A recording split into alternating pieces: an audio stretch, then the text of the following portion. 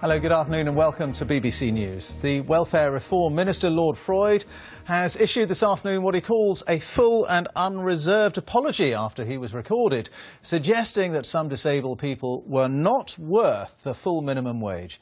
In a statement released a short time ago, he said, "I would like to offer a full and unreserved apology. I was foolish to accept the premise of the question. To be clear, all disabled people should be paid at least the minimum wage without exception, and I accept that it is offensive to suggest anything else." Well, the remarks that Lord Freud apologised for today were made at a fringe meeting at the Conservative Party conference. They were secretly recorded by an unknown person and they were handed to the BBC by the Labour Party. Lord Freud was responding to a question from a Tory councillor about paying disabled people the minimum wage, and this is what he said. There is a group, and I know exactly. They're actually, as you say, they're not worth the full wage. And I'm going to go and think about that particularly. There is something we can do nationally and without distorting anything, which actually, if someone wants to work at £2 an hour, look, it can be actually.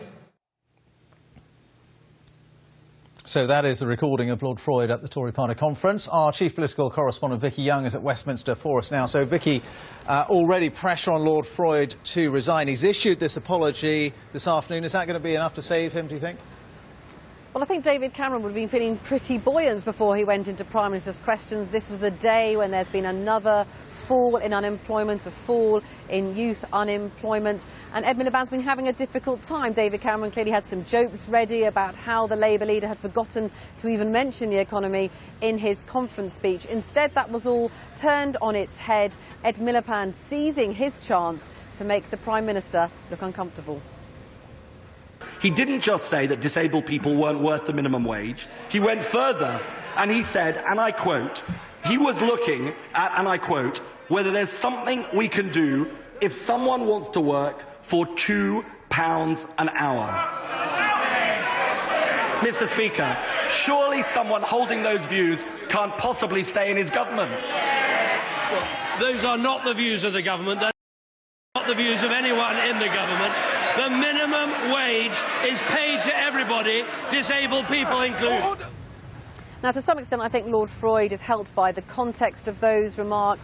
He was talking about how you can encourage disabled people into work, how you encourage employers to take them on. I think he's also going to be helped by his reputation. One minister saying he's one of the most caring ministers, working hard in his job to help people get back to work. But there's no doubt this is uncomfortable for the Tories because it allows the Labour leader to talk about the return of the nasty party, as he put it in the Commons. And David Cameron was clearly furious, saying he would take no lectures on caring for disabled people, clearly a reference to his own disabled son. I think now in Downing Street they'll be waiting to see how people take this apology from Lord Freud, speaking to him and seeing whether he can remain in his post.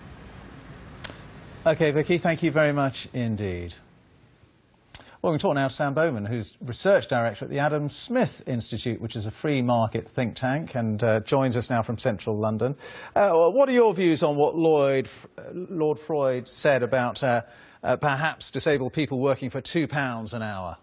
Well, the clip we just heard doesn't actually include all of Lord Freud's comments. What he said was that there are many people... Sorry, do you know this because you were there at the meeting? No, because I've read the Labour Party's transcript of all of the comments that were released today.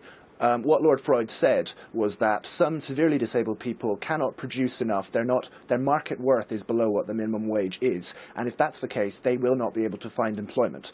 Employers will have to make a loss by taking them on, and unless you have a very generous employer who is doing it for charitable reasons, they can't find jobs. If there are people like that who still want to work, because work is not just about money, it's about self-esteem and it's about making your life better for yourself, then what the government should do is top up those wages so that they do make a minimum wage, or even above that, using something like the universal credit. Lord Freud was very, very clear. It's about topping up people's wages so that if they can't make the minimum wage through the market, they should work for whatever the market can pay them, and then we should, as taxpayers and as society, step in to make up the difference. That is a very compassionate way of looking at it, and I'm really appalled at the reaction and the mischaracterisation from the Labour Party and from much of the media, I have to say, at Lord Freud's remarks. Well, it's not just the Labour Party or the media. It's lots of charities that represent disabled people who've come to that conclusion as well. For example, Sense, the deaf-blind charity, saying the government needs to be focusing on how to help more disabled people into work, not making offensive remarks about slashing their salaries. That's typical of many, many comments from the charities that represent people with disabilities. Indeed, and that's exactly what Lord Freud was talking about.